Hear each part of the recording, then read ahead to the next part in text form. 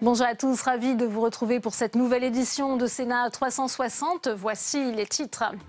Suite de l'examen de la réforme ferroviaire au Sénat, Elisabeth Borne a rappelé la volonté de l'État d'investir 36 milliards d'euros.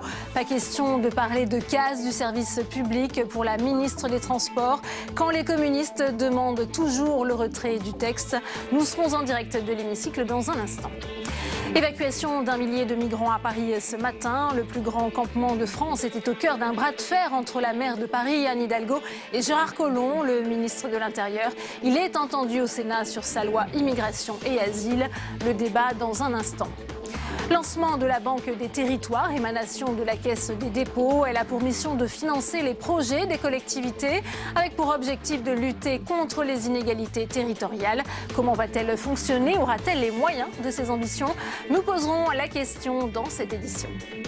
Et je vous rappelle que vous pouvez réagir à tous nos débats sur Twitter avec le hashtag Sénat360 pour nous accompagner. Cet après-midi, on retrouvera Saveria Rojek et Tam Trani. Le multiplex, c'est tout de suite.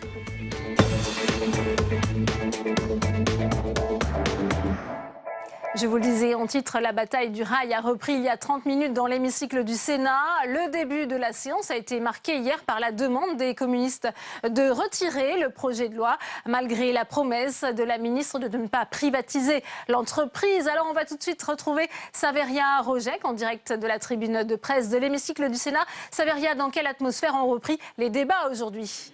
Eh bien Delphine, vous l'avez dit, les sénateurs viennent tout juste de reprendre il y a à peine 30 minutes l'examen du texte. L'atmosphère est à peu près la même qu'hier, c'est-à-dire marquée par les coups d'éclat, les interventions du groupe communiste.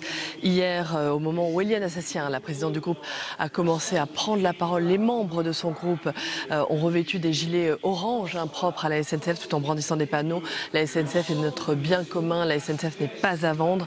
Et Éliane Assassi, la présidente du groupe, a fustigé un projet de loi qui organise la liquidation de la SNCF comme grande entreprise publique nationale, un projet porteur d'un choix de société où l'argent, la rentabilité, la productivité prennent le pas sur les idées mêmes du service public et de l'intérêt général. Voilà donc pour le ton, pour la couleur de la journée d'hier, qui est d'ailleurs la même cet après-midi.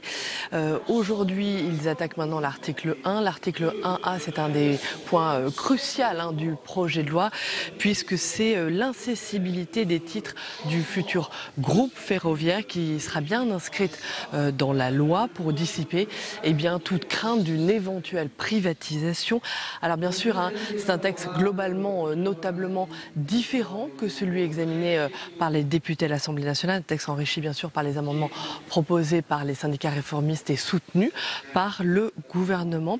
Je rappelle enfin, Delphine, qu'une vingtaine d'amendements, à peine une vingtaine d'amendements depuis hier ont été examinés jusqu'à présent, une vingtaine d'amendements sur les 267 déposés au total. Merci à vous, Saveria, et on vous retrouve bien entendu tout au long de cette édition. Elisabeth Borne était l'invitée de notre matinale Territoire d'Info. La ministre des Transports estime avoir eu un débat très constructif avec les sénateurs. On l'écoute. Le Sénat, l'Assemblée précédemment et le gouvernement souhaitent avancer dans cette réforme en étant ferme sur les principes. Je pense qu'on a dit clairement l'objectif de la réforme, les axes sur lesquels nous ne reviendrions pas, qu'il s'agisse de l'ouverture à la concurrence, qu'il s'agisse de la nouvelle organisation de la SNCF ou de la modernisation sociale du secteur avec l'arrêt du recrutement au statut. Mais moi j'ai indiqué depuis le départ que je souhaitais avoir une large concertation avec les organisations syndicales qui s'inscrivent dans le dialogue et prendre en compte tous les amendements utiles. Donc c'est le sens du travail qu'on est en train de faire avec le Sénat. Écouter les organisations syndicales qui s'inscrivent dans le dialogue et prendre en compte leurs propositions. C'est ce qu'on a pu faire lors de l'examen en commission la semaine dernière. Et on prend tout de suite la direction de la salle des conférences où nous attend Tam Trani. À vos côtés, le sénateur centriste Hervé Maurey. Quel regard porte-t-il sur ces premières heures de discussion de cette réforme ferroviaire au Sénat? Et oui, Hervé Maurey, le président de la commission de l'aménagement du territoire et du développement durable. Alors on vient de l'entendre, Elisabeth Borne a rendu hommage au travail qui a été effectué en commission, dans votre commission. Est-ce que vous aussi, vous jugez qu'il y a eu un véritable travail de co-construction avec le gouvernement sur ce texte finalement? Écoutez, je crois que dans cette affaire, le Sénat a prouvé une fois de plus qu'il est dans une démarche constructive et responsable et pas dans une opposition systématique, et qu'il prouve une fois de plus, à un moment où on commence à parler de la réforme constitutionnelle, que le Sénat est utile et que le bicamérisme, c'est-à-dire l'échange et la procédure respectueuse des deux assemblées, est indispensable. Et c'est vrai que sur ce texte, on a souhaité être constructif et compléter et améliorer le texte qui en ce moment est examiné dans l'hémicycle. Et pourtant c'était mal parti avec le recours aux ordonnances. Est-ce que l'on peut dire aussi que la pression de la rue a obligé le gouvernement à co-construire et à modifier ses idées de départ? Écoutez, c'est vrai qu'on était parti sur des ordonnances, c'est-à-dire le fait que le gouvernement décide seul des mesures qui seraient inscrites dans la loi. Il a évolué positivement en souhaitant que finalement on arrive à une loi où il y aura beaucoup de dispositions écrites par l'Assemblée nationale et le Sénat, et je crois que c'est quelque chose de tout à fait positif. Alors parmi les apports du Sénat, il y a notamment l'incessibilité, dont on va parler dans un instant dans l'hémicycle, qui est donc inscrite dans le texte par la Commission. Pour les communistes que l'on a beaucoup entendu dénoncer ce texte, eh bien, ce n'est pas suffisant. Ils jugent que ce qu'une loi fait, eh bien, une autre peut la défaire. C'est le principe de la démocratie, c'est le principe de la vie parlementaire. Une loi peut toujours défaire une autre loi. Mais pour vous, c'est tout de même une garantie, c'est quand même rassurant, cette incessibilité? Les communistes et certains syndicats jouent à s'amuser, à se faire peur, ou plutôt jouent à essayer de faire peur à nos concitoyens. Personne dans l'hémicycle, pas un seul sénateur, et encore moins le gouvernement, ne demande la privatisation de la SNCF. Néanmoins, les communistes, et comme la CGT, continuent à agiter ce chiffon rouge que le gouvernement voudrait privatiser la SNCF. C'est totalement faux. Il est clairement mis dans le projet de loi que la SNCF sera détenue à 100% par l'État. Et on rajoute, pour être encore plus rassurant, que l'accessibilité n'est pas possible. Donc voilà, on ne peut pas faire davantage. Si un jour un autre gouvernement souhaitait revenir là-dessus, effectivement, il faudrait une autre loi. Et ce serait à ce moment-là que le gouvernement, ou plutôt que le Parti communiste, pourrait se mobiliser contre cette disposition. Mais je ne vois pas pourquoi le Parti communiste s'alarme d'un dispositif qui n'existe pas. Mais c'est une technique qui est classique. On a déjà connu ça il y a quelques années au moment de la loi postale, où déjà on nous annonçait que la Poste serait privatisée. Près de 10 ans après, la Poste est toujours une entreprise à capital public. Alors, autre apport du Sénat, plus de garanties sur les transferts, qu'ils se fassent sur la base du volontariat et que les cheminots puissent retrouver leur statut s'ils sont transférés et qu'ensuite ils reviennent à la SNCF, mais cela sous certaines conditions néanmoins. Oui, si demain des salariés de SNCF sont transférés dans une autre entreprise parce qu'une autre entreprise gagne un marché, on souhaite que cela se fasse avec l'ouverture à la concurrence, bien sûr. On souhaite que cela se fasse de manière humaine et pragmatique, et on souhaite notamment que ces salariés aient en quelque sorte un parachute social qui leur permettra de revenir dans l'entreprise. Aujourd'hui, on envisage ça dans un délai de 3 à 6 ans, de revenir à la SNCF s'ils le souhaitent et qu'un poste se libère, et de retrouver à ce moment-là leur statut de cheminot. C'est une mesure qui est souhaité par les syndicats. Ce délai de 3 à 6 ans, il faut le maintenir. Certains demandent à ce que ce soit limité. On en discutera tout à l'heure. Je sais qu'on en discutera tout à l'heure et tout est possible en termes d'évolution par rapport à ce délai. Nous verrons ça. Bien, merci beaucoup Hervé Moret d'avoir répondu à mes questions. Merci à vous. Merci à vous, Tam, pour cette première réaction. Séminaire gouvernemental aujourd'hui à l'Elysée pour préparer la suite du quinquennat. Alors que beaucoup attendent une inflexion sociale de la part de l'exécutif, la refonte des aides sociales annoncée par Bruno Le Maire et Gérald Darmanin jette le trouble sur la volonté d'Emmanuel Macron de prendre un virage moins libéral. Quentin Calmy. Agnès Buzyn était pourtant catégorique il y a encore seulement quelques jours. Protéger les plus fragiles, c'est un des piliers de l'action de ce gouvernement et il n'y aura pas de remise en cause des aides sociales. Mais hier, Gérald Darmanin semblait contredire la ministre de la Santé. Il y a combien d'aides sociales ou d'allocations aujourd'hui en France ? Il y en a beaucoup, alors je sais le nombre exact, je ne sais pas. Ce qui est certain, c'est qu'il y en a trop, qu'elles font parfois des trappes à inactivité. Des divergences entre les ministres tranchées aujourd'hui à l'issue d'un séminaire gouvernemental. Et c'est le Premier ministre lui-même qui a tenu à clarifier la situation. La question n'est pas du tout de savoir s'il y a trop ou pas assez d'aides sociales. La question, c'est de savoir si notre modèle fonctionne, s'il est efficace, s'il produit les résultats que nous espérons voir produits. Le gouvernement se défend de vouloir baisser le niveau des prestations sociales, mais entend bien réduire la dépense publique. Au Sénat, ces mesures inquiètent. même si on a du mal à voir jusqu'où ils veulent aller, mais on comprend bien que lorsqu'il y a besoin de trouver des économies, eh bien c'est vers nos concitoyens, vers ceux, encore une fois, qui ont besoin de notre soutien, de notre solidarité, qu'on se tourne. Si vraiment leur volonté, c'est d'aider les plus modestes, de garder les moyens en les rendant plus dynamiques, plus efficaces, oui. Si c'est juste trouver un peu plus d'argent pour réduire la dette de l'État ou améliorer les comptes de Bercy, non, pas sur le dos des plus modestes. Le gouvernement attend un rapport sur cette question pour la fin juin, un délai aussi pour que tous les ministres accordent leur violon. Et on retourne à la salle des conférences pour une nouvelle réaction à cette refonte annoncée des aides sociales. À vos côtés, Tam Tranui, le sénateur RDSE de la Haute-Vienne, Jean-Marc Gabouty, par ailleurs vice-président du Sénat. Oui, Jean-Marc Gabouty, eh bien, il y a des débats en ce moment au gouvernement sur la question des aides sociales. Est-ce que vous êtes d'accord avec Gérald Darmanin, le ministre, qui juge qu'il y a trop d'aides sociales et que le système est trop complexe aujourd'hui ?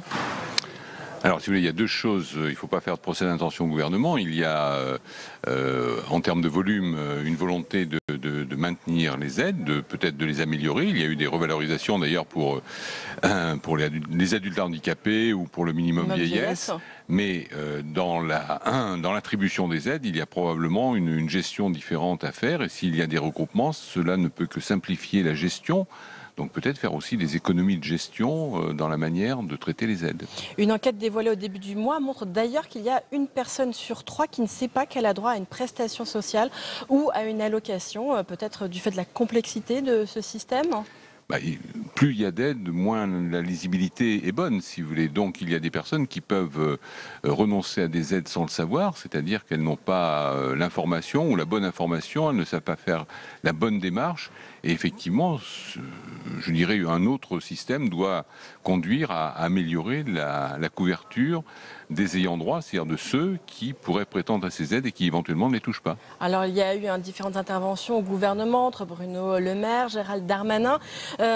Bruno Le Maire qui avait, lui, parlé de baisse des aides sociales. Ça, pour vous, ce n'est pas une bonne solution ?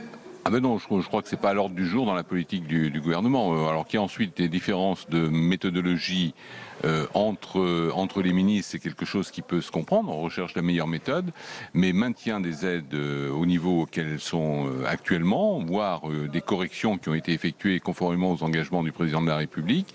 Mais si on peut mieux les gérer, de manière à ce que tous les gens qui peuvent en bénéficier effectivement y aient accès et en même temps faire des économies de gestion dans la distribution de ces aides. Est-ce que les aides sociales, pour vous, visent aujourd'hui les bonnes personnes ? Gérald Darmanin notamment a distingué 2 types de prestations, celles pour les gens qui sont cassés par la vie, je le cite, et qui sont pour lui légitimes, et celles qui sont attribuées entre 2 périodes d'activité et qui ne sont pas suffisamment incitatives. On a compris qu'il avait notamment dans le viseur la prime d'activité. Alors la prime d'activité, effectivement, mérite sûrement d'être revisitée, mais je crois que la finalité, même quelqu'un qui dit que le projet serait éventuellement de baisser les aides, ça voudrait dire baisser la précarité. Si demain nous réussissons à vraiment faire diminuer le chômage, qui vient de remonter un tout petit peu, mais il faut le voir sur une période plus longue, nécessairement le montant d'aide en direction des chômeurs et le RSA serait amené à diminuer, alors on est dans une période d'une décennie où les aides n'ont fait qu'augmenter. Ce serait pour vous presque mécanique en quelque sorte. Ça serait mécanique. Il ne s'agit pas de les diminuer de manière nominale, mais si notre budget RSA diminue et ceux qui ont droit touchent la même chose, ça veut dire qu'on sera dans une situation de l'emploi et de la lutte contre la précarité qui sera plus favorable. C'est donc pas un objectif visé, mais c'est un souhait grâce à l'amélioration de la conjoncture. L'aide, si vous voulez, c'est pour pallier aux défaillances de notre système économique et social.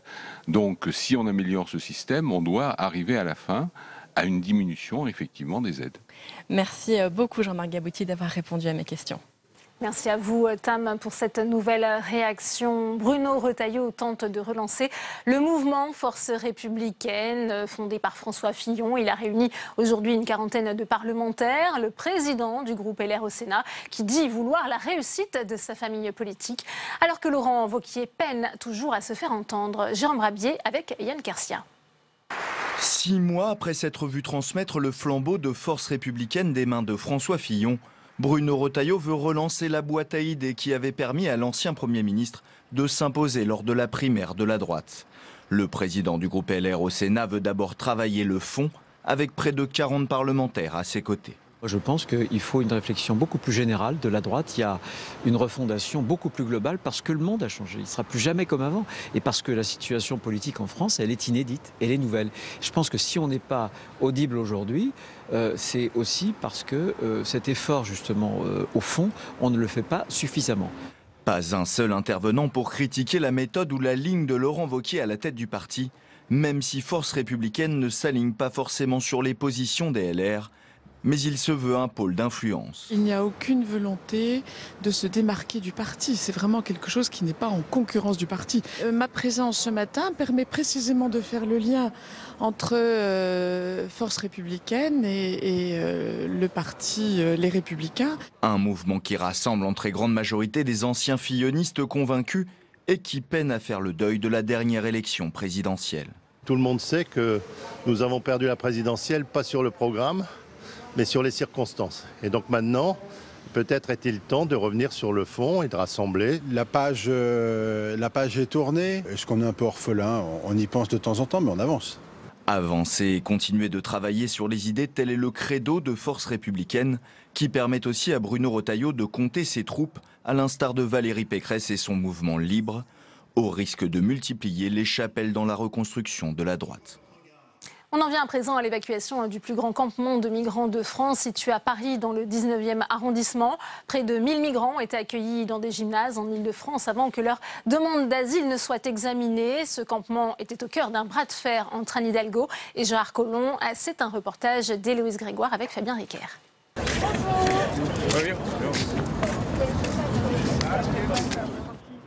C'était le plus grand camp de migrants parisiens.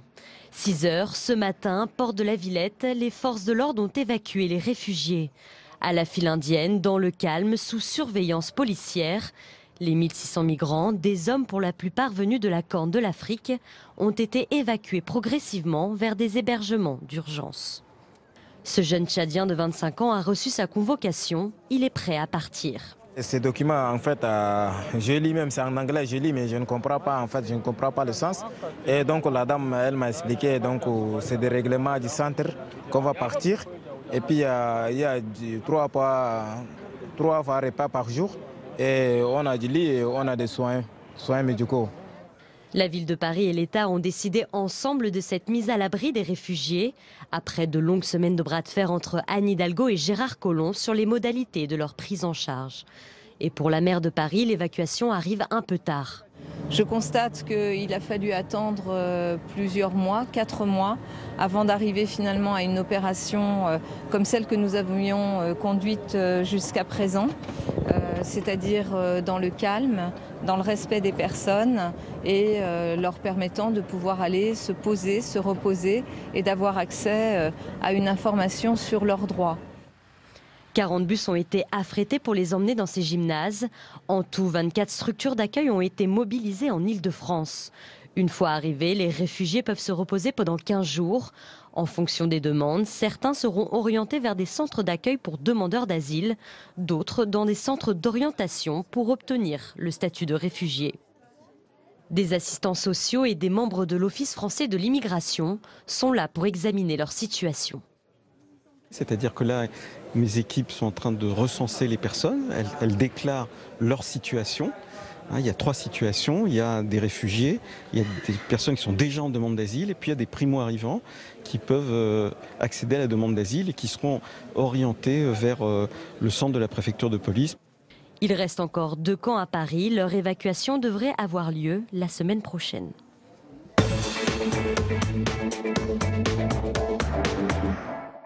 Et on ouvre le débat dans Sénat 360 avec mes invités sur ce plateau. J'accueille Esther Benbassa. Bonjour, merci d'être avec nous. Vous êtes sénatrice écologiste rattachée au groupe communiste ici au Sénat de Paris. Également sur ce plateau, Pierre Lissia. Bonjour, merci d'être avec nous. Vous êtes élu à Les Républicains du 18e arrondissement de Paris. Vous avez réalisé récemment une vidéo, non pas de ce campement, mais celui situé porte de la Chapelle à Paris pour interpeller notamment les autorités. On va en parler dans un instant. Emmanuel Grégoire est également avec avec nous. Bonjour, vous êtes adjoint socialiste à la maire de Paris, en charge du budget. Et j'accueille enfin Pacôme Rupin, merci d'être avec nous, député La République En Marche de Paris. Première question pour vous, Esther Benbassa. Il fallait évacuer ce campement. Près de 1600 migrants étaient installés, ce qui faisait du millénaire le plus grand campement de France. Oui, bien sûr, mais ça vient un peu tard, n'est-ce pas? J'ai visité plusieurs fois ce camp, on a même fait des vidéos, etc. Vraiment, la situation était déplorable avec un point d'eau, 3 cabines de toilettes de chaque côté de la rive, et il y avait des bébés. Moi, quand je me suis rendue la dernière fois, il y avait des bébés qui naissaient sur place, peut-être les personnes avaient été hospitalisées. Je n'ai pas eu de réponse à mes questions. Hospitalisées pour accoucher, bien sûr.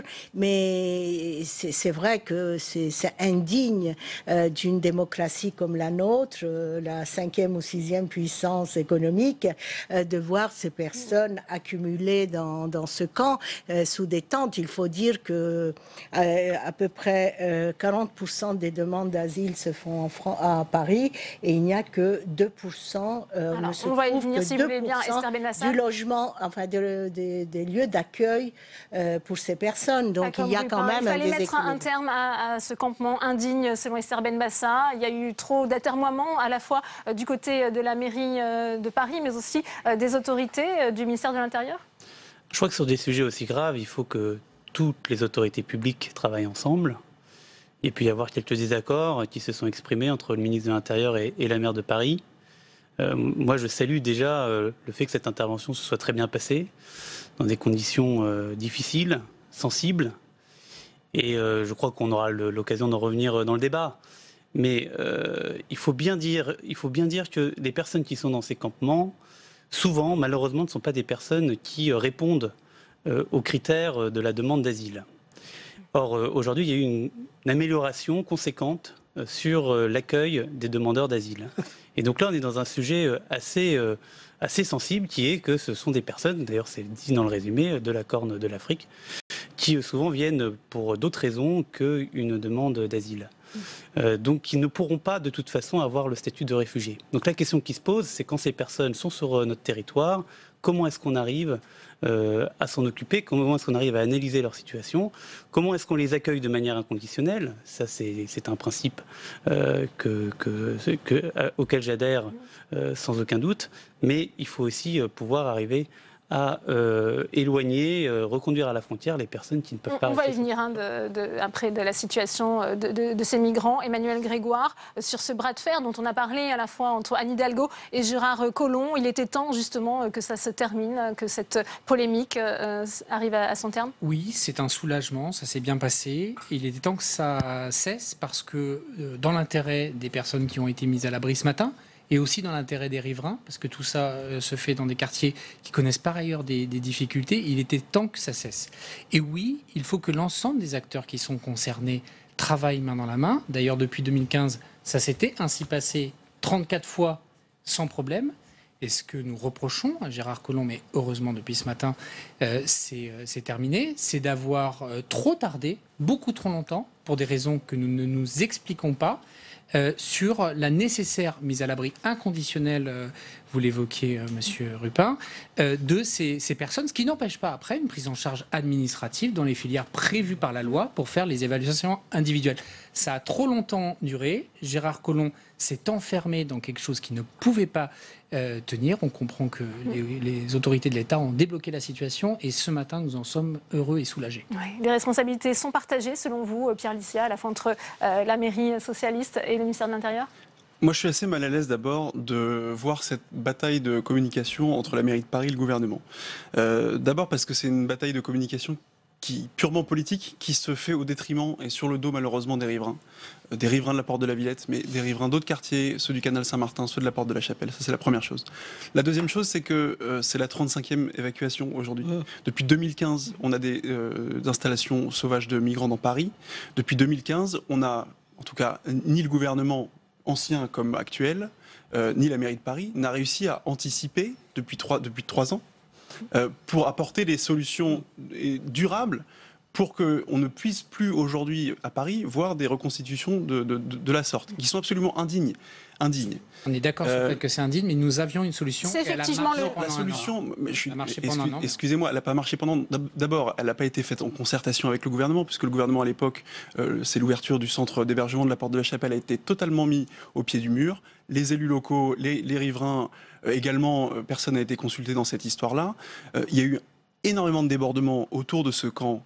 De centre d'hébergement, personne n'en a parlé, ça a duré plus d'1 an, pour les riverains c'était devenu invivable, et ce que je veux dire aujourd'hui, ce que je veux rappeler, c'est que cette situation qu'on connaît Porte de la Villette, c'est pas une situation nouvelle, dans la mesure où bien avant la fermeture du centre d'hébergement de la Porte de la Chapelle, il y avait déjà des camps de migrants dans les rues de Paris, et notamment Porte de la Chapelle. Alicia, hasard du calendrier, Gérard Collomb, le ministre de l'Intérieur, est auditionné au Sénat aujourd'hui. Les sénateurs préparent l'examen du projet de loi Immigration et Asile, déjà adopté par l'Assemblée nationale. Je vous propose à ce propos d'écouter Gérard Collomb. Il a donc exprimé ses craintes de voir justement ces migrants revenir sur le territoire français. On écoute. Ce matin, comme vous le savez, la presse de cet après-midi s'en est déjà fait écho. Nous avons transféré vers un certain nombre de lieux d'hébergement les migrants du camp du millénaire. C'est plus de 1000 personnes concernées. C'est la 34e évacuation que nous avons réalisée depuis Paris, pour un nombre total de 28 000 personnes en 2 ans et demi, ce qui montre évidemment l'importance des difficultés.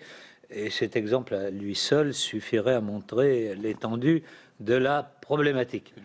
Esther Benbassa, on vient d'entendre le ministre de l'Intérieur effectivement qui se félicite du bon déroulement de l'évacuation du campement du millénaire, mais il y a encore d'autres campements dans Paris. Comment on peut justement éviter que de nouveaux campements se reforment ? Écoutez, d'abord, il faut trouver de l'hébergement pour ces gens. Enfin, les campements se produisent parce qu'il n'y a pas où aller. Et puis, il faut quand même réfléchir sur les Dublinés. On pense toujours qu'on va pouvoir les expulser. Tous, on ne peut pas les expulser. Il faut quand même, aujourd'hui, faire Alors, on une rappelle, politique. Les Dublinés, ce sont ces migrants qui ont été enregistrés dans un pays de l'Union européenne, qui ont parfois laissé leurs empreintes. La loi, le règlement veut qu'ils retournent dans le pays où ils étaient enregistrés. Oui, mais ils ne pourront pas retourner. C'est certain, pour beaucoup d'entre eux, ce n'est pas possible de retourner dans leur pays. On ne peut pas aujourd'hui faire que de la politique politicienne. Les uns ont tort, les autres n'ont pas. On n'aurait pas dû avoir des campements et avoir un discours comme le vôtre, monsieur, très technocratique. Écoutez, je crois que vous devriez visiter un peu les centres de rétention et les campements, et vous verrez qu'il y a un vrai problème. Votre réponse, c'est vrai qu'il y a des cas faciles, ceux qui relèvent du droit d'asile, qui vont pouvoir en bénéficier, et puis il y a d'autres Dublinés. On sait que le taux de renvoi est très faible, peut-être pas comme Rupin. Allez-y, pour que tout le monde puisse s'exprimer. Oui, mais j'ai pas fini ma phrase. Allez-y, je vous en prie. Oui, parce que le problème, ce n'est pas seulement la crise humanitaire. Il y a un problème d'accueil. Et j'espère que ce qu'on a fait aujourd'hui, ce n'est pas de la cosmétique de nouveau. Et qu'on va lâcher ces personnes dans 2 semaines, sans logement. On va les faire attendre pour avoir des papiers. Enfin, vous savez, on n'est pas débordé. En 2017, les Allemands ont fourni des papiers, des documents de protection. Les délais d'attente aussi, justement, en France, le nombre est 325 000. Non, mais moi, je déplore dans ce débat qu'on s'attaque les uns les autres. On est tous des responsables politiques et l'idée, c'est de trouver des solutions communes.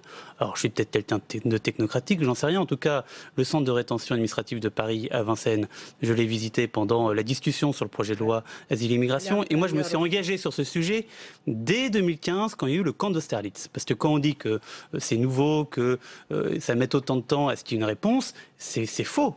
Le camp d'Austerlitz, ça a duré des mois et des mois. Donc on est sur une situation qui n'est pas nouvelle et sur laquelle nous avons tous des responsabilités. Donc l'idée, et c'est l'idée du projet de loi, non mais je viens justement au projet de loi qui est en ce moment au Sénat et que nous avons examiné pendant plusieurs jours à l'Assemblée nationale, c'est justement de réduire la durée de procédure de la demande d'asile. qui est beaucoup plus élevé qu'ailleurs en Europe, qui est 14 mois, et qui évidemment vient engorger le système. Parce que si on peut donner une réponse beaucoup plus rapidement à un demandeur d'asile, c'est autant de places ensuite qui se libèrent dans les hébergements de demande d'asile. Donc il faut donner plus d'efficacité dans cette politique pour qu'on n'ait pas ce genre de problème. Emmanuel Grégoire et ensuite Pierre Licia, allez-y. Oui, l'idée est quand même pas de savoir de qui c'est la faute, parce que clairement, c'est la faute ni du ministre de l'Intérieur, ni de la maire de Paris, ni aucun de nous quatre, s'il y a des réfugiés qui arrivent en France. C'est un phénomène mondial, largement valable pour l'Europe. On fait face à des afflux très importants et avec des arrivées de 50 à 80 personnes par jour. Donc, on peut régler toute la situation actuelle. De toute façon, il en arrive tous les jours et ça ne risque pas de s'inverser à court terme. Et oui, vous avez raison, nous devons trouver des solutions. Et c'est précisément ce à quoi on essaie de s'atteler. Et l'une des conditions, c'est d'empêcher immédiatement la reconstitution des campements. Il y a deux réponses pour ça. Il y aura une approche policière qui consisterait à pousser, ce serait le choix du gouvernement. C'est pas non, je l'entends, c'est pas une compétence de la ville. Et l'autre solution ne peut pas consister en autre chose qu'à créer des capacités d'hébergement pour les primo-arrivants et pour l'aval, de façon à gérer ces flux. Et c'est là que quand même la question de la situation des Dublinés est centrale. Parce que j'ai une petite divergence de diagnostic, Monsieur Rupin, avec vous, sur la cause de l'engorgement. La cause de l'engorgement, oui, il y a les délais d'instruction. Le projet de loi a proposé des choses. C'était un sujet aussi largement de moyens. Pour réduire les délais, il suffit qu'il y ait plus de gens pour les instruire. On a augmenté le budget de 26%. Il y a des choses qui ont été faites. Mais en revanche, l'engorgement, il est lié au fait qu'il y a très peu de Dublinés qui sont renvoyés. On dit c'est moins de 10%. Oui, c'est le taux effectivement. Et on voit des pays comme l'Italie, notamment Rome, qui nous acceptent de bien sûr. Et ceux qui sont renvoyés reviennent parce que aucun des pays concernés ne prend aucune mesure pour les garder par définition. Et donc c'est simplement ce principe de réalité que tous les acteurs publics, quelle que soit leur sensibilité politique, doivent gérer, y compris pour soulager ces quartiers, parce que des solidarités de proximité font que c'est quand même souvent les mêmes quartiers qui sont les principaux concernés. Il faut résoudre la situation. Alors il y a plusieurs choses. D'abord, effectivement, vous avez raison, c'est pas de la faute ni de l'État ni de Madame Hidalgo si vous avez des centaines de milliers de personnes qui quittent la Corne de l'Afrique pour venir en Europe. En revanche, je tiens pour responsable il y a une situation de guerre. Il y a une situation, je sais bien, mais je tiens pour responsable Madame Hidalgo qui, en 2015, au moment où Angela Merkel se drapait dans les vêtements de la solidarité européenne, Madame Hidalgo évacuait à grand renfort de CRS les premiers camps d'Austerlitz, de la Chapelle, et elle a eu une communication. Une hyper-communication sur Paris et Ville Solidaire, Paris accueille les migrants. Et donc on avait des visuels en français, en anglais, en arabe sur Paris accueille les migrants, alors même qu'à ce moment-là, Paris n'était pas en mesure d'accueillir les migrants. La preuve, c'est que les migrants s'entassaient dans les rues du 18e arrondissement de Paris. Combien on en a accueilli, ça, c'est la première chose. Depuis 2015 Combien Ça, c'est la première chose. 35 000. Combien on a accueilli l'Allemagne? Mais combien 1,7 million. 1,7 million en Allemagne. 35 000 en France. Et vous ne pensez pas que c'est une réponse coordonnée, concertée à l'échelle avec l'État? Alors justement, mais les Allemands nous reprochent de ne pas l'avoir trop concerté. 1,7 million. S'il vous plaît. Je vous propose d'écouter, puisque Gérard Collomb était encore auditionné il y a quelques minutes au Sénat, le ministre de l'Intérieur qui a employé ce terme de benchmarking. Je pense que ça va vous faire réagir. On l'écoute. Le Sénat aime beaucoup, pour pouvoir trouver ses propres repères, regarder les différentes législations pour voir un peu comment l'on se situe par rapport aux autres pays européens. Puis-je vous dire, Monsieur le Président, qu'il n'y a pas que le Sénat qui fait du benchmarking, mais que les migrants aussi font un peu de benchmarking pour regarder les législations à travers l'Europe qui sont, on va dire, les plus fragiles. Et voyez par exemple que telle nationalité, que là encore je ne citerai pas, elle se dirige plutôt sur tel pays, non pas parce qu'elle est plus francophile, mais tout simplement parce qu'elle juge que là, c'est plus facile. C'est plus facile en France, et Serben Massa. Oui, mais enfin, écoutez, entendre tout ça est inadmissible. Madame Nathalie Loiseau, il y a quelques semaines, avait utilisé cette expression du shopping d'asile. Elle avait fait une traduction, une mauvaise traduction, parce que en anglais, asylum shopping ne veut pas dire shopping comme chez nous. On utilise des mots qui sont vraiment inadmissible pour parler de ces humains qui sont dans les rues, qui traînent, qui viennent. Ils viennent en France. Vous savez, s'ils pouvaient partir en Angleterre, ils ne resteraient pas en France. C'est un shopping meurtrier, la France. Et il dit tout ça lorsqu'il y a des solidaires. Aujourd'hui, il y avait le procès de Martine, d'Amnesty, de Martine Landry, qui a été reporté je ne sais pas combien de fois parce qu'elle a aidé 2 ou 3 mineurs à passer de l'Italie en France parce qu'ils avaient été renvoyés en Italie. Nous avons demain il faut le procès de solidarité. Comme Rupin, c'est vrai que je voudrais finir avec les Briançonnais demain, les 3 Briançonnais qui vont passer devant le tribunal pour avoir aidé des mineurs à passer. Ce qu'on appelle le délit de solidarité. Le délit de solidarité, mais il faut arrêter d'avoir humaine de la part de la majorité, pas comme technocratique, shopping, oui. Enfin, il faut aussi dire, non mais il faut aussi un moment dire les choses, c'est-à-dire qu'il y a différentes situations pour les migrants. Monsieur Grégoire rappelait à raison tout à l'heure le cas des Dublinés. C'est quoi les Dublinés? Ce sont des personnes qui sont sous les règlements de Dublin, donc un règlement européen. Dans un espace ouvert qui est l'espace Schengen. Et donc, quand Gérard Collomb pointe du doigt le fait qu'évidemment il y a différentes législations et qu'il faut essayer de se coordonner et d'avoir des législations qui convergent vers le même sens, c'est logique. C'est logique. Parce que par exemple, je vais prendre un exemple très concret. Mais dans quel sens? Dans celui vers plus de fermeté, plus de politique de dissuasion ou au contraire plus d'accueil? Comme l'a fait l'Allemagne, ça a été rappelé. Oui. Vers plus de convergence vers une politique simple qui est notre droit, qui est le droit aujourd'hui en France, qui est le droit aujourd'hui. C'est-à-dire qu'on accueille les demandeurs d'asile, le temps de la procédure d'asile, ils sont hébergés et accueillis par l'État. Non, ce ne sont pas des demandeurs d'asile. C'est pour ça que je vous demande de discerner, madame. C'est peut-être technocratique de discerner, mais malheureusement, nous sommes obligés de discerner aujourd'hui les différentes populations. Et donc il y a, ce sont des Dublinés, donc ce ne sont pas des demandeurs d'asile en France.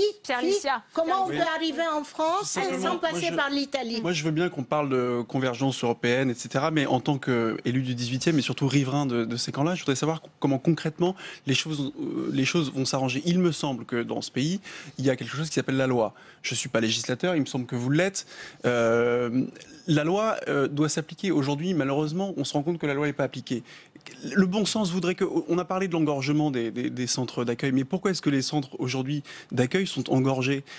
Tout simplement parce qu'il arrive des personnes et en fonction de leur dossier, les déboutés du droit d'asile notamment, ne sont pas systématiquement renvoyés dans leur pays. C'est pas moi qui le demande, c'est pas moi qui le dis, c'est la loi qui l'impose et qui le veut. On ne peut pas envoyer partout, monsieur. Il y a des pays sûrs et pas sûrs. Les déboutés du droit d'asile, ceux qui sont dans l'illégalité sur notre territoire, doivent être raccompagnés à la frontière, c'est la loi. Aujourd'hui, il y a un engorgement des centres d'accueil parce que la loi n'est pas appliquée. Une observation. D'abord, il y a, en matière de loi, il y a les lois réelles, les lois formelles, et en la matière, vous avez beau avoir la loi que vous voulez, si le pays d'accueil ne l'accepte pas, pour avoir un accueil humain, forcé. Mais monsieur, pour avoir un accueil humain, il faut appliquer la loi. Sinon, les gens que vous accueillez, vous les accueillez sous les ponts. Le sujet, c'est indigne. Absolument, on est tous d'accord, donc on va manifestement trouver une solution. Le sujet, c'est de l'accueil humain. Et moi, ce que je reproche beaucoup au ministre de l'Intérieur actuel, c'est que en ne réglant pas rapidement ce type de situation, il crée un phénomène de stress médiatique extrêmement puissant, de dégradation des conditions, qui, y compris, nourrit ce sentiment très populiste d'invasion migratoire, etc., qui est contraire à la réalité. La réalité, c'est que notre pays, dans le benchmarking, pour reprendre le très vilain mot du ministre, on est manifestement peu attractifs, puisqu'ils sont très peu à être venus comparés à l'Allemagne, comparés à la Suède, à des tout petits pays qui ont accueilli beaucoup plus de monde que nous.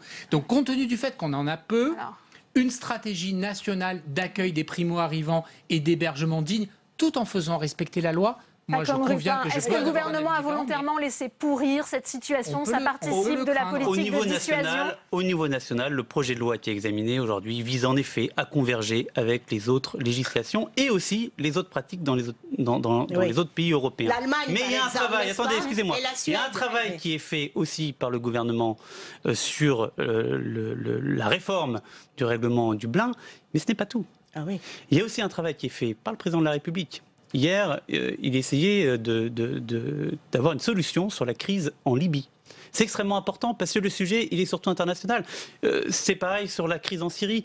Il y a une action très positive de la France parce qu'il y a un moment, il faut aussi que ces migrations, on évite qu'elles arrivent et que les personnes ne soient pas obligées de migrer de situations qui sont catastrophiques ou en passant par des pays comme la Libye où il y a des passeurs. Donc il faut aussi lutter contre cela. Donc il y a toute une action qui est prise sur tous les niveaux aujourd'hui du parcours migratoire. Il faut qu'on continue afin qu'on puisse régler définitivement ce problème. Esther Benbassa, on arrive bientôt au terme de ce débat. On je sait que vous avez signé une tribune des mots vides, parce que ça ne veut rien dire, monsieur. Vous défendez un gouvernement oui, qui est indéfendable. Vous parlez comme monsieur qui est, qui est républicain. Il a le droit, bien sûr, comme tout le monde, d'appartenir là où il veut. Attaché au respect de la loi. Non, mais laissez-moi finir. Améliorer l'accueil des demandeurs d'asile. Nous sommes, c'était dans ce programme. Le gouvernement fait de son mieux pour décourager les exilés. C'est le découragement. Il faut les décourager, soi-disant pour qu'il n'y ait pas d'appel d'air. Ce fameux appel d'air. Écoutez, promenez-vous un peu, allez voir ce qui se passe. Les centres de rétention, vous avez Paris, Vincennes, d'accord, il y en a d'autres, il y en a plein, ils sont surchargés. Qu'est-ce que vous allez faire en mettant ces gens dans ces centres et en rallongeant la durée? Esther Benbassa, que préconisez-vous, puisqu'on arrive au terme de ce débat, que préconisez-vous justement? Qu'est-ce qu'on fait pour ces personnes? Je préconise un accueil rationalisé et pas décourageant. Les personnes qui arrivent, l'Allemagne s'est bien débrouillée. Il y a d'autres pays qui l'ont fait, un tout petit pays comme la Suède.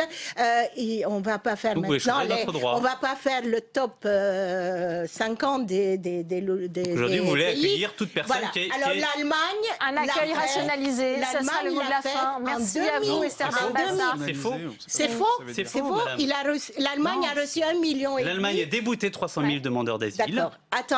Attendez, laissez-moi finir. En 2017, l'Allemagne a donné des titres de protection. Les débats s'annoncent animés quand le projet de loi Asile-Migration arrivera au Sénat. Nous, on n'a donné que 40 000. Merci Esther Benbassa. Arrêtons quand même. On ne vous mettra pas d'accord sur ce plateau. Merci à tous les quatre d'être venus. Je ne suis pas d'accord avec lui. On va continuer l'analyse et le décryptage des travaux parlementaires, puisque vous le savez, la réforme ferroviaire est examinée au Sénat en ce moment. On va retrouver Saveria Rojek depuis la tribune de presse qui suit pour nous les débats dans l'hémicycle. Saveria, où en est-on? Eh bien Delphine, les sénateurs sont toujours en plein examen du même article, l'article 1A. Et l'article 1A, eh bien, c'est l'incessibilité des titres de l'entreprise. Les sénateurs qui ont adopté en commission 2 amendements qui précisent eh bien, ce caractère incessible des titres des sociétés SNCF, SNCF Réseau ainsi qu'SNCF Mobilité. C'est bien sûr, on le sait, un des points cruciaux de la négociation puisque les craintes, les rumeurs ont couru ces dernières semaines sur une éventuelle possibilité de privatisation du futur groupe ferroviaire. Autre point majeur, point crucial discuté dans cet article, le statut de l'entreprise. Et là, on a notamment entendu beaucoup les communistes et notamment Éliane Assassi, la présidente du groupe, qui redoute que cette mesure vise à transformer la SNCF en société anonyme pour permettre une privatisation future. Je vous propose justement d'écouter Éliane Assassi. Il y a déjà eu des expériences dans notre pays. On investit pour privatiser ensuite.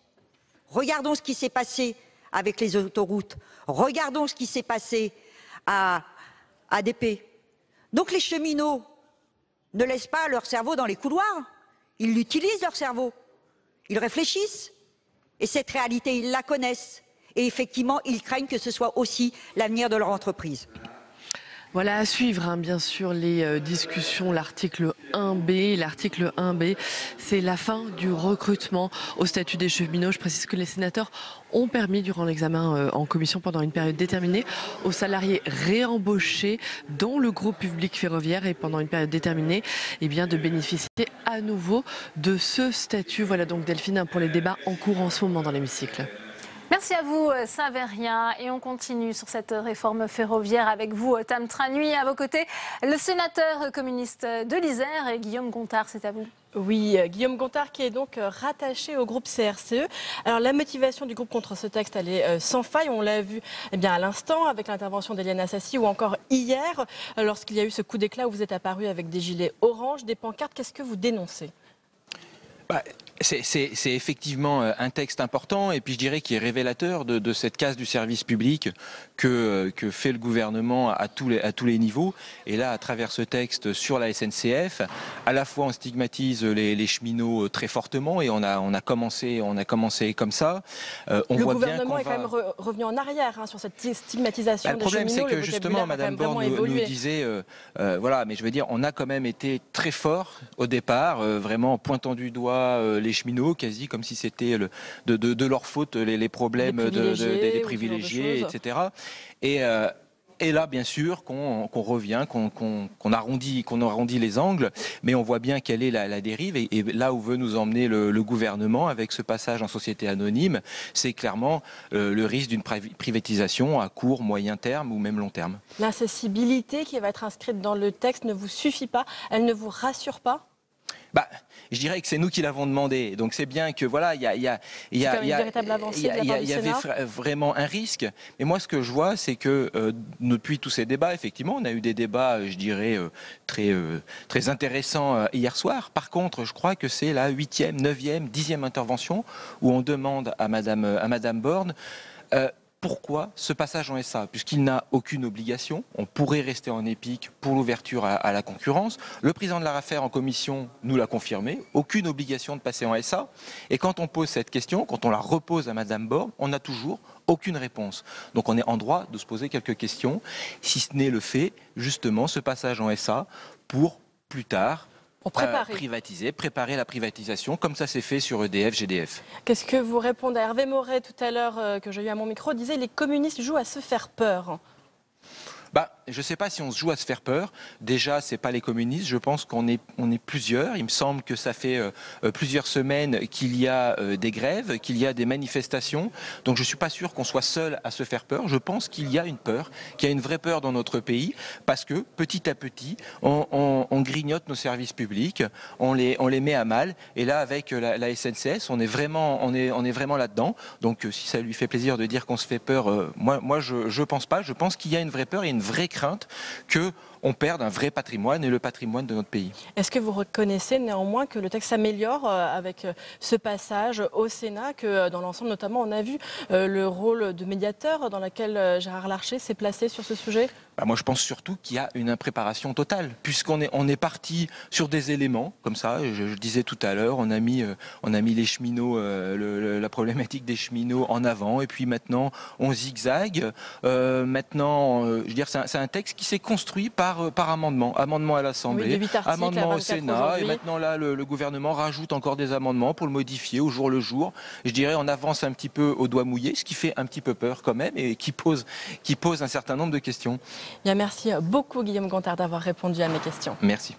Merci à vous, Tam, pour cette réaction en direct. Après l'abandon de l'écotaxe, Elisabeth Borne, la ministre des Transports, travaille à une vignette temporelle pour financer les infrastructures routières. Colère des fédérations d'entreprises de transport qui refusent toute nouvelle taxation. Cécile Sixou. L'écotaxe, définitivement enterrée il y a 2 ans, va-t-elle être ressortie des cartons par le gouvernement ? En tout cas, l'idée d'une nouvelle taxe qui y ressemble fait son chemin. Elisabeth Borne, la ministre des Transports, envisage de mettre en place une vignette poids lourd pour financer les infrastructures de transport. Faire financer par le transport routier les infrastructures routières, ça me semble effectivement une bonne chose.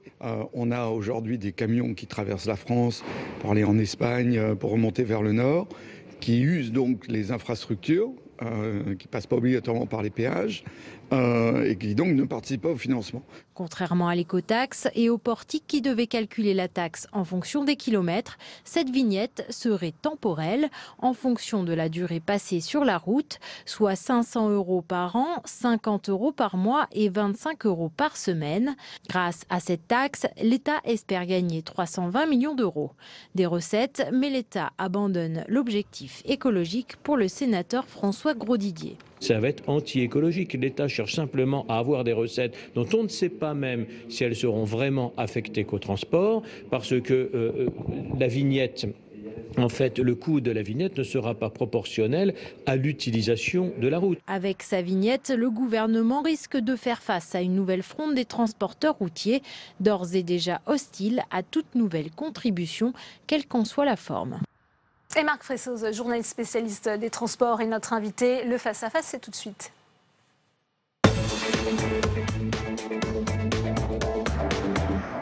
Bonjour Marc Fressoz, vous êtes journaliste pour le site Contexte. Merci de répondre à nos questions. Bien entendu, Elisabeth Borne répétait qu'il ne s'agissait pas d'une nouvelle écotaxe. Ça y ressemble quand même fortement ? Pas tout à fait. Disons que l'écotaxe, quand il y a eu les réflexions du gouvernement, aidées par le rapport Duron, dans ce rapport, il y avait tout un tas de solutions qui étaient proposées, notamment une écotaxe régionale. Et ça a fait bondir les fédérations de transporteurs qui ont dit on ne veut plus de l'écotaxe. Il y a une espèce de politique de la terre brûlée. Donc, aujourd'hui, ce qui ressort, c'est plutôt qu'une augmentation de la TICPE, une nouvelle augmentation de la TICPE, qui était également prônée dans ce rapport, c'est l'idée d'une vignette temporelle. Alors la vignette temporelle, c'est une solution qui n'a jamais été utilisée, qui est utilisée en Suisse, qui est plutôt une solution pragmatique, pas très lourde. Le problème, c'est que Bruxelles a dit, justement la semaine dernière, a dit on peut utiliser ce type d'instrument, mais jusqu'en 2022, après ce sera plus possible. Mais l'État considère que si on lance ça et que si ça donne satisfaction à tout le monde, eh bien Bruxelles pourra. Ça serait une solution provisoire, c'est ce que vous nous dites. On voit aujourd'hui les fédérations quand même de transport routier qui refusent toute nouvelle subvention. Comment faire pour ne pas retomber dans la crise des bonnets rouges qui avait, on s'en souvient, conduit à l'enterrement de cette écotaxe poids lourd? Alors justement, une des solutions, c'est de retirer le mot écotaxe et ensuite d'utiliser donc l'idée de vignette. Alors ce qu'il faut savoir dans la genèse de cette vignette, c'est que les fédérations n'ont pas la même attitude. En fait, vous aviez deux fédérations, la FNTR et TLF, qui étaient contre toute taxation. Et au fil des ans, il y en a une qui a proposé cette idée de vignette comme solution de remplacement de l'écotaxe. Cette fédération, c'est l'OTRE. Aujourd'hui, elle est un petit peu en difficulté vis-à-vis de ses adhérents pour dire qu'elle prône cette solution. Donc elle est plutôt dans le camp des non. Mais quand on regarde son discours, elle dit on n'est pas contre, à condition qu'il y ait des allègements de fiscalité par ailleurs, comme par exemple qu'il y ait une baisse de la TICPE, enfin des pourcentages de hausse qui sont intervenus sur la TICPE.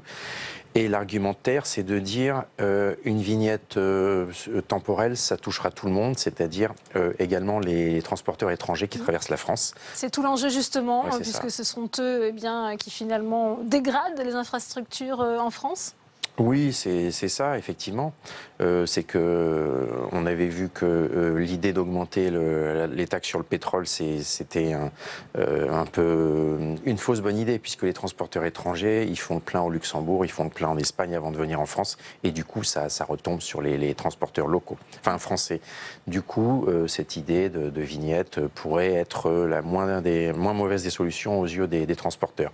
Le problème, c'est que le consommateur va la payer au final, puisque Expliquez-nous, parce que normalement, les particuliers ne sont pas concernés. Normalement, c'est une sorte d'imposition indirecte et pas forcément systématique, mais quand vous transportez une marchandise et que le coût d'utilisation de la route augmente, forcément, le produit qui est transporté... déjà, des répercussions sur les prix, c'est ça? Oui, le transporteur répercute sur son client, et le client répercute sur le client final, le consommateur. Donc, c'est une forme d'impôt indirect. Et alors, c'est très bien pour le gouvernement, puisque le gouvernement a dit qu'il n'augmenterait pas la fiscalité durant le quinquennat. Donc là, c'est pas une fiscalité nouvelle, c'est une sorte de redevance pour usage de la route.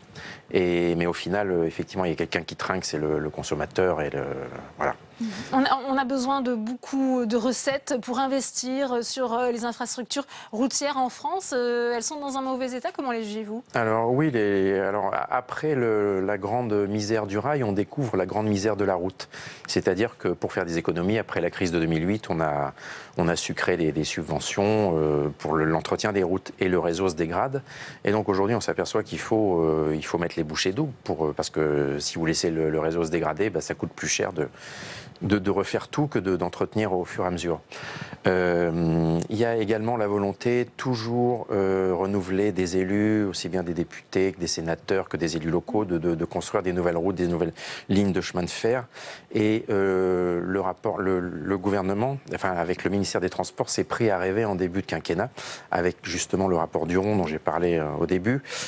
Ce rapport disait qu'il faut augmenter de 600 millions d'euros par an les moyens de l'Agence de financement des infrastructures, passer de 2,5 milliards à 2,4 milliards à 3 milliards par an. Et évidemment, ce sont les besoins en investissement aujourd'hui pour avoir des infrastructures dignes de ce nom?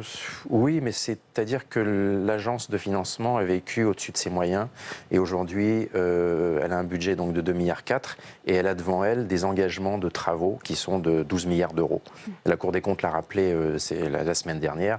Donc, sans lancer d'infrastructures nouvelles, il y a déjà tout un tas de projets qui sont lancés et qu'il faut financer. Et donc, il y a un débat au sein du gouvernement. Évidemment, Bercy dit qu'il faut arrêter de créer des dépenses nouvelles, donc ne donnons pas des nouveaux moyens. Et puis, il y a le ministère des Transports avec la Fédération des Travaux Publics qui pousse pour qu'on engage des dépenses de renouvellement, mais aussi des créations des nouveaux axes d'infrastructures. Comment être sûr que ces recettes seront bien justement attribuées, vont servir à améliorer l'état de nos routes? On a entendu le sénateur François Grosdidier parler finalement d'une vignette anti-écologique.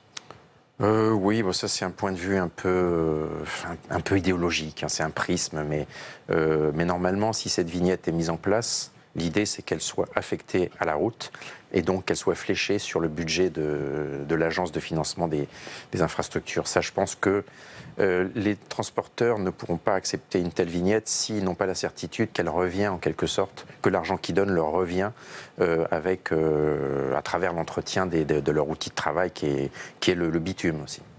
Eh bien, merci pour toutes vos explications. Marc Fressos, je vous laisse regagner l'hémicycle du Sénat parce que je sais que vous suivez la réforme ferroviaire. Oui, je passe au rail. Astreinte de nuit, rénovation d'EHPAD, télémédecine, recrutement. Agnès Buzyn a détaillé des mesures pour mieux prendre en charge la dépendance.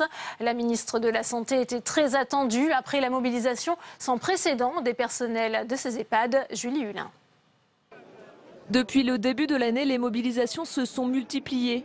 La colère des salariés des maisons de retraite qui réclament plus de moyens. Face à la fronde, la ministre de la Santé avait débloqué en urgence une enveloppe de 50 millions d'euros. Cette fois-ci, c'est 430 millions d'euros supplémentaires qui vont être investis sur 3 ans, soit 20 000 créations de postes. Une augmentation budgétaire et une mutualisation des tâches, avec des infirmiers de nuit déployés dans les 7 000 EHPAD. Objectif, désengorger les services d'urgence. Autre priorité, le développement de la télémédecine pour faciliter les prescriptions à distance. À plus long terme, Agnès Buzyn veut relancer le débat du grand âge pour faire face à une société vieillissante. En 2050, 5 millions de personnes seront âgées de plus de 85 ans. Alors, comment ces annonces ont-elles été accueillies par les sénateurs? Tam Tranui, vous êtes avec la sénatrice socialiste du Val-de-Marne, Sophie Taillé-Polian. Est-ce que ça va suffisamment loin dans les annonces? Et oui, Sophie Taillé-Polian, on commence tout juste à connaître les annonces d'Agnès Buzyn sur les EHPAD qui font suite aux crises et aux mouvements qu'on a connus pendant plusieurs mois. Comment est-ce que vous jugez ce plan déjà sur son état d'esprit? Écoutez, l'état d'esprit, il était déjà là. C'est un état d'esprit positif. Je crois que tout le monde a conscience dans tous les bancs, de tous les hémicycles de l'Assemblée ou du Sénat, du fait qu'il y a une grave crise dans les EHPAD et un problème de prise en charge de nos aînés. Maintenant, l'état d'esprit ne suffit pas, il faut aussi des moyens. Oui, les moyens, là, c'est donc 360 millions d'euros sur 3 ans. Il y a également eu l'enveloppe de 50 millions d'euros qui a été débloquée en urgence. Est-ce que ça vous paraît à la hauteur des enjeux du grand âge? Écoutez, malheureusement, non.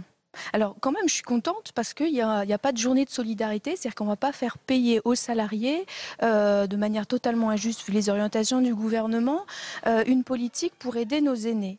Mais on va faire payer finalement personne d'autre, alors que la politique fiscale du gouvernement aurait pu permettre peut-être de dégager de nouveaux moyens pour répondre aux exigences. Parce que les moyens qui sont développés, qui sont débloqués, vont certes aider les EHPAD.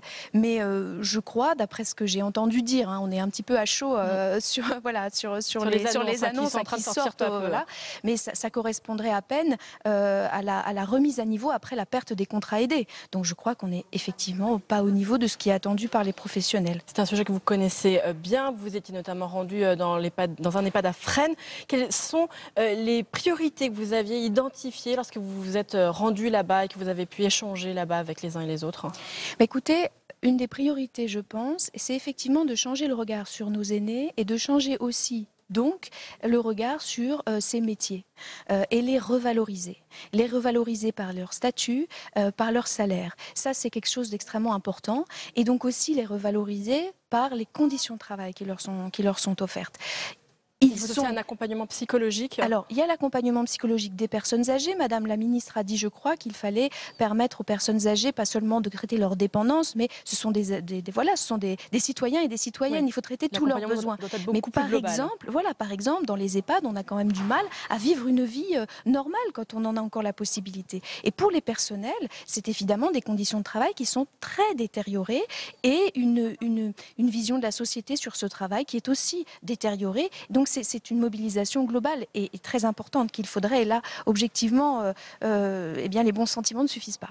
C'est une mobilisation qui doit être d'autant plus importante qu'aujourd'hui, plus de 2 millions de Français ont plus de 85 ans. Et en 2050, ils seront 5,5 millions. Il faut vraiment des changements structurels, peut-être dans l'accompagnement des aînés. Comment est-ce que vous envisagez l'avenir ? Écoutez, je pense effectivement que beaucoup déjà a été fait pour le maintien à domicile dans le précédent quinquennat et que cet effort doit être poursuivi. C'est d'ailleurs l'un des axes du plan dévoilé par Agnès Buzyn. Tout à fait, donc ça doit être poursuivi, mais beaucoup a été fait précédemment. Et maintenant, je pense qu'il faut travailler aussi sur les établissements qui accueillent les personnes âgées, les EHPAD. Il faut quand même travailler à les mettre au niveau de nos besoins. Nous avons une population qui vieillit, c'est clair, qui vieillit en bonne santé quand même longtemps, mais qui aussi vieillit en mauvaise santé avec des personnes âgées qui arrivent dans ces établissements avec des niveaux de handicap qui peuvent être importants et qui augmentent. Donc il faut en prendre la mesure et il faut donner davantage de moyens à ces établissements et je dirais donc revaloriser la profession aussi par un travail sur les conditions de travail, les formations. On ne peut pas non plus penser que l'innovation, il faut déjà aller à la complétude de ce qui est proposé aujourd'hui. Merci beaucoup Sophie Taillé-Polian d'avoir répondu à mes questions. Merci à vous. Merci à vous Tam pour cette réaction. En bref, lancement d'une plateforme aujourd'hui consacrée à la méthanisation et à la filière biogaz. Elle sera construite à Chauménil, c'est dans l'Aube. Objectif, produire des énergies vertes et ainsi accompagner la croissance durable dans les territoires. Une aubaine également en termes d'emploi, comme l'explique Philippe Adnaud, sénateur non inscrit de ce département. Il était au micro de Sandra Cercara, on l'écoute. L'enjeu, c'est de faire en sorte que la filière méthanisation soit créatrice de valeur par l'énergie, créatrice de valeur par l'intérêt environnemental, créatrice de valeur parce que l'importation des matériaux ne sera pas la seule solution pour créer des installations de méthanisation, mais en fédérant la filière, on va pouvoir faire des propositions de solutions françaises. Pour ça, on a agrégé toute la filière des entreprises qui sont concernées par la méthanisation. On les a fait se rencontrer, on les a constitué une association nationale, donc la Biogaz Vallée. Une banque des territoires pour lutter contre les inégalités entre les collectivités. La Caisse des dépôts a lancé aujourd'hui ce nouvel organisme, guichet unique, qui doit financer les projets des quartiers ruraux ou encore des quartiers prioritaires, tout en mettant également en œuvre le plan Action Cœur de Ville. Jordan Klein. Changer d'organisation pour mieux fonctionner. Avec le lancement aujourd'hui de la Banque des territoires, la volonté est clairement affichée. Lutter plus efficacement contre la fracture territoriale. On va s'intéresser aux territoires en difficulté et qu'on va accepter des taux de rentabilité plus faibles et des durées d'engagement beaucoup plus longues. Par exemple, la durée de nos prêts, c'est des durées supérieures à 30 ans. Parce que pour ces territoires-là, on pense qu'il faut faire un effort différent, il faut faire un effort supplémentaire pour pouvoir les accompagner. Et pour y parvenir, l'enveloppe s'épaissit, 20 milliards d'euros pour l'année prochaine, avec des missions bien définies. Conseil, investissement, mais surtout prêt de fonds aux collectivités. Notre idée, c'est que quand une municipalité, un département, une région a un projet, il se tourne vers la Banque des territoires pour que nous financions ce projet. Le fait qu'une banque qui dispose de possibilités d'investissement soit à leur côté, c'est encourageant pour continuer à investir, et donc c'est la question aussi du dynamisme des territoires et de l'économie. Du côté des élus locaux, venus nombreux pour cette journée de présentation, les attentes sont fortes. Vous savez que les finances des collectivités locales sont dans une situation tendue compte tenu notamment des baisses des dotations, des reversements de l'État. Donc nous avons besoin aujourd'hui d'avoir la possibilité d'investir.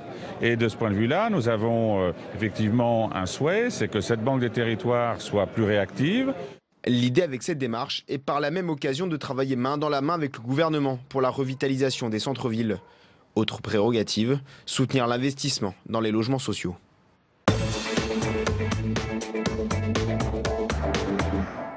Et on ouvre le second débat de Sénat 360 avec mes invités sur ce plateau. Christine Lavarde, bonjour, merci d'être avec nous. Vous êtes sénatrice LR des Hauts-de-Seine, merci d'avoir accepté notre invitation. Alain Pifaretti est également sur ce plateau, bonjour. Vous êtes journaliste spécialiste des politiques publiques territoriales. J'accueille également Christophe Béchu, bonjour, vous êtes maire d'Angers, ancien sénateur du Maine-et-Loire. Et puis j'accueille Claude Rénal, bonjour, vous êtes sénateur socialiste de la Haute-Garonne, vice-président de la commission des finances. Première question pour vous, Christine Lavarde. Quel regard portez-vous sur cette banque des territoires? Ça peut amener un plus pour les collectivités territoriales aujourd'hui? Alors, il me semble l'initiative est bonne, puisque l'idée, c'est de créer un guichet unique. Alors déjà, on peut se demander l'articulation avec ce qui existait déjà, puisque la Caisse des dépôts était déjà une banque avec des antennes régionales. Après, je me demande juste si on ne met pas un peu la charrue avant les bœufs, puisque cette banque, elle aura vocation notamment à financer le logement social, à reprendre une activité de la Caisse des dépôts. Et on la crée, on l'annonce avant même que la loi Elan soit discutée par le Parlement, puisque la discussion vient de commencer à l'Assemblée nationale. Dans le même temps, il semble que la gouvernance de la CDC soit un petit peu revue dans le cadre de la loi Pacte, qui pour le coup, là, on n'en connaît même pas les tenants et les aboutissements. Donc peut-être qu'on aurait dû créer cette institution si on avait besoin, une fois que ces deux textes de loi auraient été votés par le Parlement.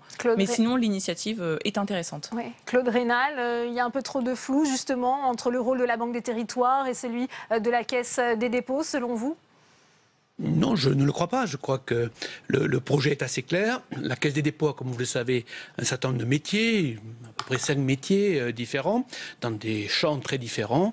Et je crois qu'il y a eu la volonté du nouveau directeur général, parce que nous sommes avec une nouvelle direction générale, finalement de répondre à la demande des ministres, qui a été finalement d'avoir une offre plus clarifiée vers les territoires, et notamment vers les territoires ruraux, qui ont quelquefois plus de difficultés à s'adresser à la Caisse des dépôts. C'est plus complexe pour eux de voir quel est le point d'entrée. Il y en avait plusieurs possibles. Et donc là, l'idée, c'est effectivement d'avoir un point unique d'entrée avec une palette de services qui soit offert beaucoup plus clairement, et un changement également presque de vocabulaire, puisqu'on parle là du client.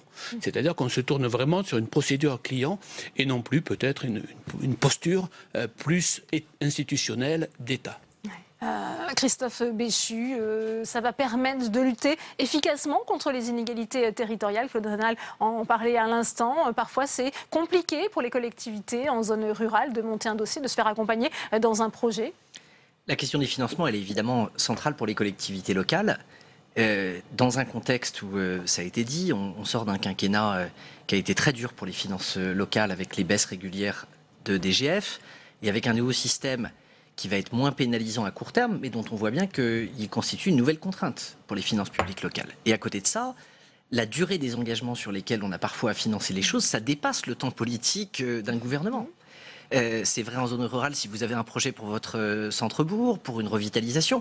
C'est vrai en ville. À Angers, on va lancer 2 opérations de renouvellement urbain.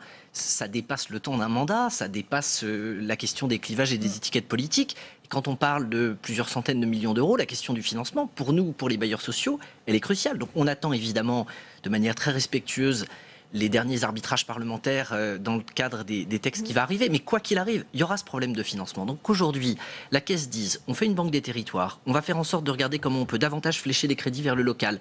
Et on fait en sorte que dans cette structure, l'asset puisse jouer un rôle de conseil et que Caisse des dépôts et consignations Habitat, qui a un portefeuille de milliers de logements, se retrouve dans le dispositif, moi je le vois vraiment comme un acte de cohérence et comme un vrai plus. Il y a évidemment beaucoup de choses qui sont devant nous, mais l'intention est excellente, ça a été très bien dit. On est dans le cadre d'une nouvelle gouvernance avec un nouveau directeur général, un nouveau directeur général adjoint qui viennent du privé. Peut-être aussi que c'est l'occasion d'expliquer certains changements sémantiques.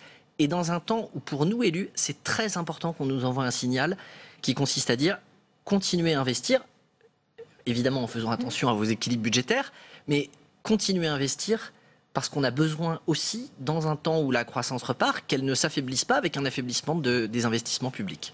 Alain Pifaretti, c'est vrai qu'on parlait de cette nouvelle direction au sein de la Banque des Territoires. C'est Éric Bompard qui le dit, quand nous mettons 1 euro de capital dans un projet, eh bien les investisseurs privés en ajoutent 6, car notre présence rassure, là aussi. Ça va permettre justement d'obtenir des financements venant du privé pour les collectivités territoriales ?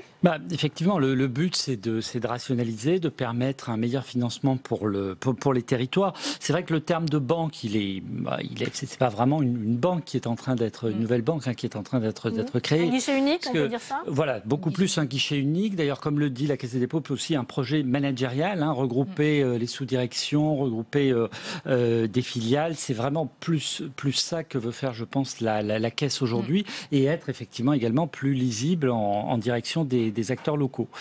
Voilà, parce qu'il vaut mieux que ça soit pas une vraie banque, parce que la dernière expérience de Caisse des dépôts se transformant en vraie banque, donc la CAEC devenant le Crédit local de France, puis Dexia, c'est très très mal terminé. Donc effectivement, il vaut mieux. On se souvient effectivement des emprunts toxiques qui ont laissé des traces. Alors, Édouard Philippe était présent cet après-midi lors du lancement de cette Banque des Territoires. Je vous propose de réécouter le Premier ministre qui en a détaillé les contours et les objectifs. Nous, élus, je m'inclus dans le lot, car après tout, je suis encore conseiller municipal de la ville du Havre, nous en avons besoin. Il y a bien sûr une offre bancaire. Et loin de moi l'idée de considérer qu'elle serait sans intérêt, sans utilité, sans légitimité. Elle existe, elle a beaucoup accompagné un certain nombre de collectivités territoriales, elle va le continuer à le faire et c'est tant mieux. Mais nous, élus, nous pouvons avoir besoin d'un peu plus. Et vous, cher Éric Lombard, cher Olivier Sichel, vous l'avez fait. Vous avez créé une banque pour les territoires, en particulier pour ceux qui, en raison d'un certain nombre de fragilités économiques, financières, sociales, ne parviennent pas toujours à financer leurs projets. Christine Lavarde, est-ce que ça peut compenser malgré tout le désengagement de l'État, la baisse des dotations aux collectivités dont on a beaucoup parlé ici ? Alors je pense qu'on oublie quelque chose, c'est que certes, il y a plus de baisse des dotations, mais il y a quand même le dispositif de contractualisation qui encadre à la fois les dépenses de fonctionnement, mais aussi la stratégie d'endettement des 322 plus grosses collectivités. Et par exemple, si on pense au logement social, la compétence logement est une compétence qui relève du niveau intercommunal. Demain, c'est une collectivité qui sont en train de négocier, de signer, on va dire, leur contrat avec l'État, doit afficher une stratégie d'endettement qui diminue du fait du dispositif de contractualisation. Et là, on vient leur proposer finalement de continuer à s'endetter, alors pour des actions louables, mais ça ne rentre pas du tout dans le même schéma que le contrat. Donc il y a un moment où justement il va falloir peut-être dire aux collectivités, est-ce qu'on leur demande de continuer à soutenir l'investissement public ou est-ce qu'on leur demande de ne plus rien faire pour venir, pour le coup, diminuer la dette publique consolidée. Enfin voilà, là c'est un arbitrage et la réponse malheureusement elle ne nous appartient pas. Moi je sais ce que j'aurais envie de faire en tant qu'élu local. Malheureusement, on contractualise, donc on sait ce qu'on nous demande de faire. Claude Rénal, pardon, peut-être Alain Pifaretti, oui. Il y a effectivement aujourd'hui un paradoxe, c'est que les collectivités diminuent leur part d'investissement. Elles sont même avec les inquiétudes qu'elles ont, la diminution des dotations, etc., elles sont de plus en plus vertueuses et à tel point qu'elles progressent en vertu, c'est qu'aujourd'hui, les excédents de trésorerie, au moins le mois à peu près des collectivités, s'élèvent à 50 à 60 milliards d'euros, alors qu'en 2009, on était à peu près une vingtaine. Donc, finalement, ce qui permet d'ailleurs aux fonctionnaires de Bercy de faire passer comme message au gouvernement, de dire les collectivités râlent beaucoup avec les associations, etc., mais en réalité, légitimité, elle se porte pas si mal que ça, et on peut finalement continuer à taper dessus. Voilà. Donc c'est vrai qu'on a un petit peu ce type de paradoxe aujourd'hui.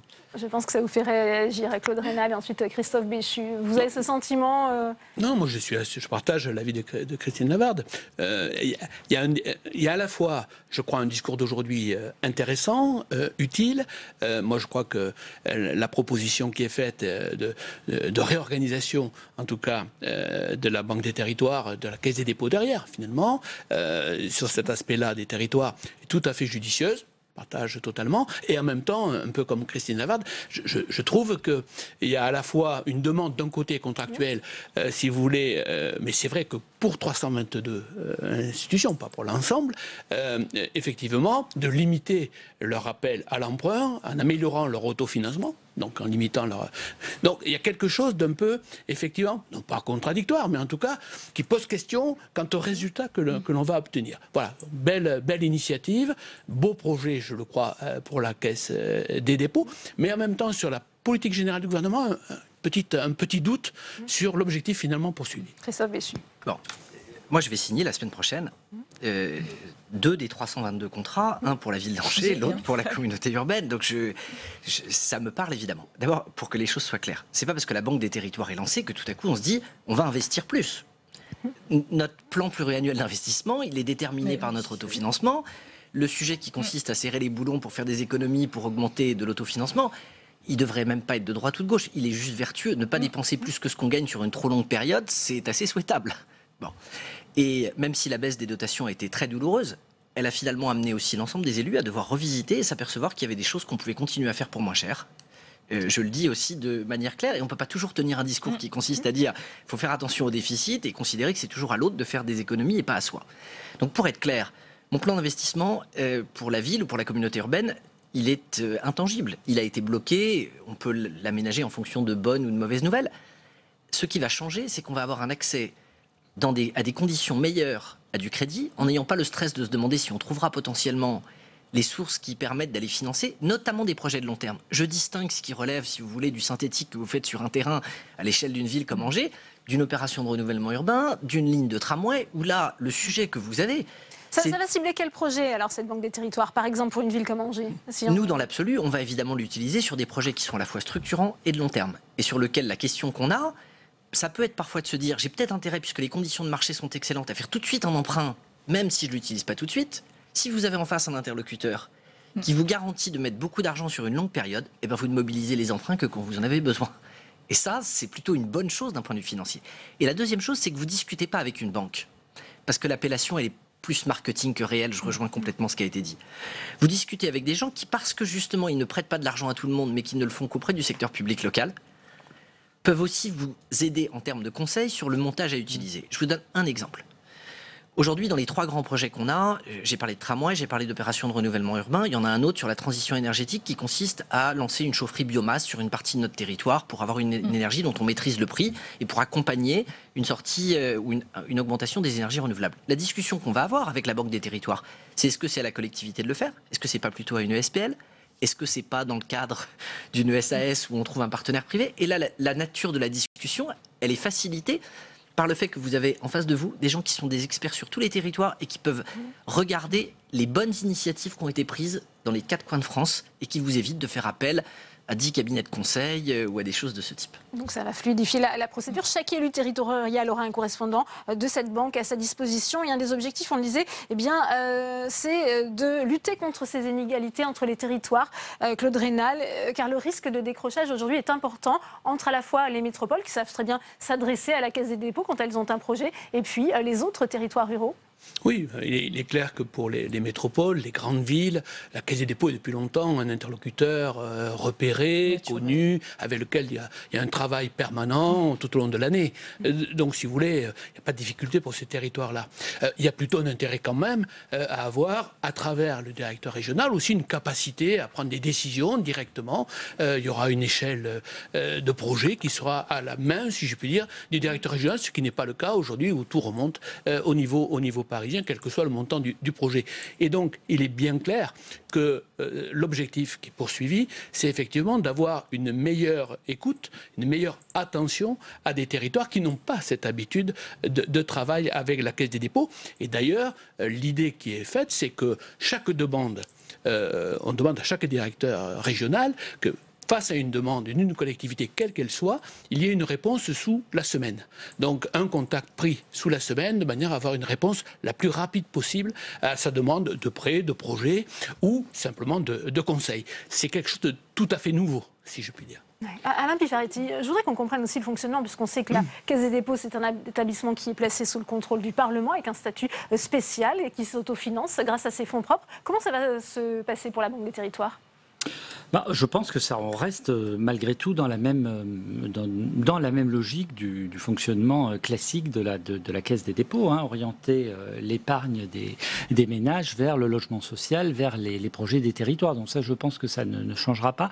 Mais effectivement, en plus, il y a vraiment, je pense qu'il faut bien comprendre la notion de long terme. Je pense que vraiment la Caisse des dépôts là-dessus, au-delà effectivement du conseil qu'elle peut donner à tous les territoires, veut se positionner vraiment sur les emprunts de long terme, au moins 20 ans, voire 30 à 50 ans. Pour les plus petits prêts, a priori, les banques qui reviennent sur le secteur, qui en était parti après toute l'affaire Dexia et qui aujourd'hui reviennent, les banques privées et France Locale, qui est un peu la banque créée par les collectivités, pour les collectivités, peuvent effectivement normalement assurer les prêts à court terme.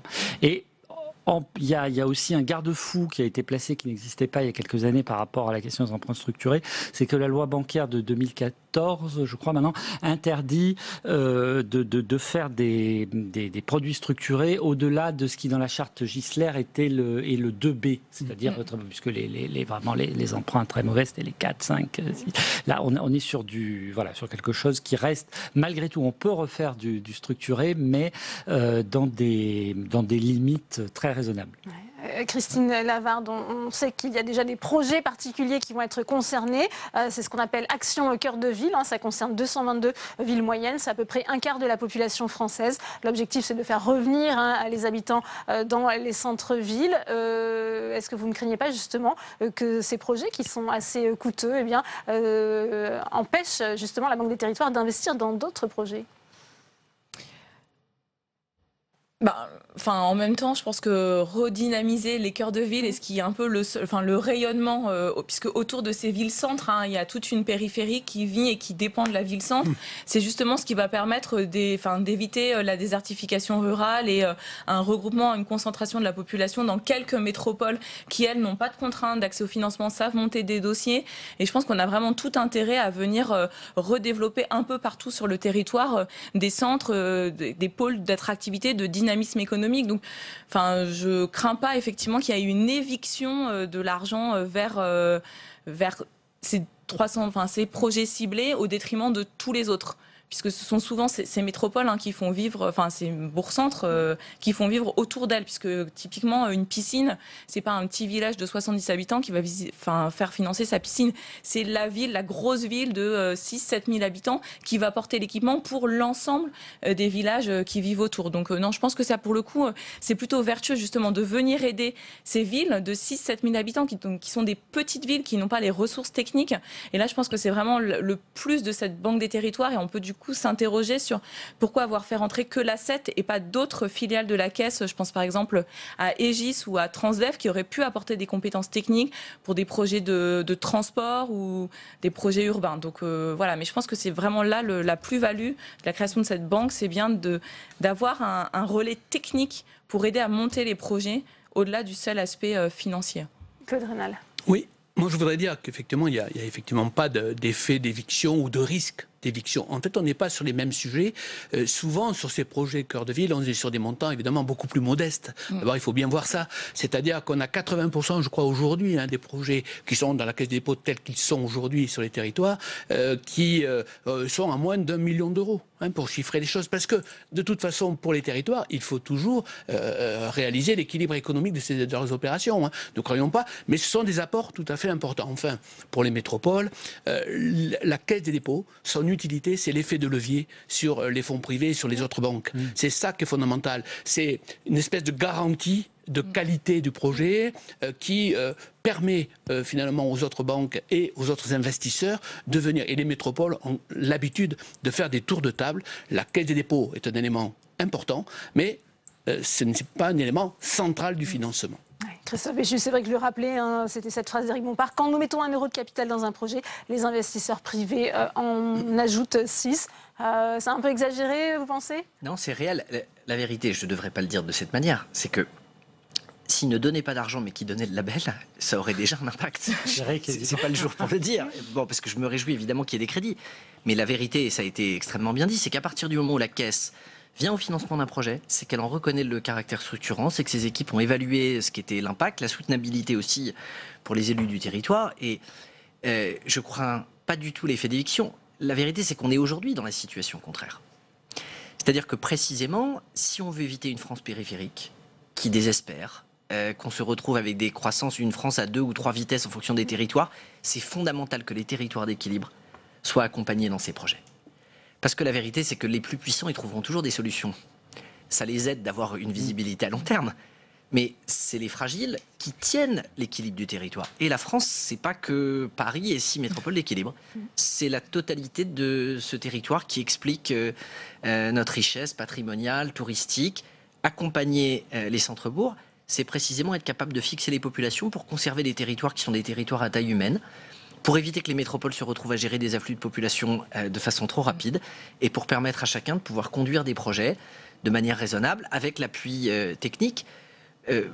Moi, je nuance ce qui a été dit sur le fait qu'on aurait peut-être pu aller plus loin dans ce qu'il y avait à mettre dans cette banque des territoires, parce que la limite, c'est que si vous mettez certaines des filiales auxquelles vous pouvez faire appel pour des projets, j'ai parlé de tramway, il se trouve qu'à l'issue d'un appel d'offres, c'est Aegis qui a gagné le fait de gérer le projet. Si demain, ils étaient dans la Banque des Territoires, j'aurais un sujet. Parce qu'aller demander à ce moment-là un financement à une structure dans laquelle il y aurait l'opérateur, ça nous placerait tous dans une situation compliquée.